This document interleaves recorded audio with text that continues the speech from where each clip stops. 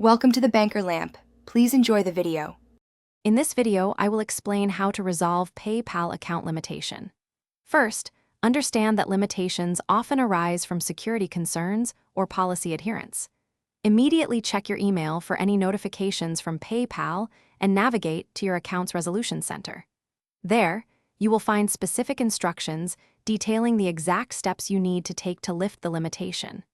Following these initial steps precisely is crucial for a swift resolution. Common reasons for limitations include unusual spending patterns, receiving a large number of payments quickly, or selling prohibited items. PayPal typically requests documents like a government-issued photo identification, such as a driver's license, and proof of address, like a recent utility bill. For business accounts, you might need to provide invoices, supplier information, or proof of delivery. Gathering these documents beforehand can significantly speed up the process.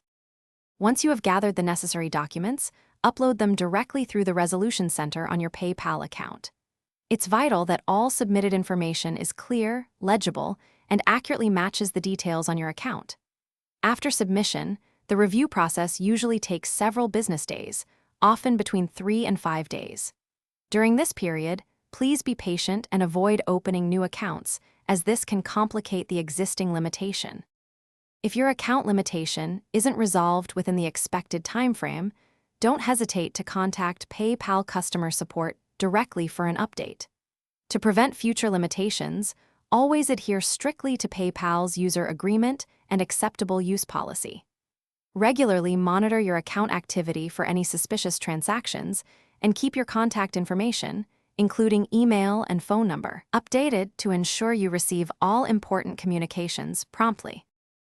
Thanks for watching. If this was helpful, leave a like and consider subscribing. See you next time.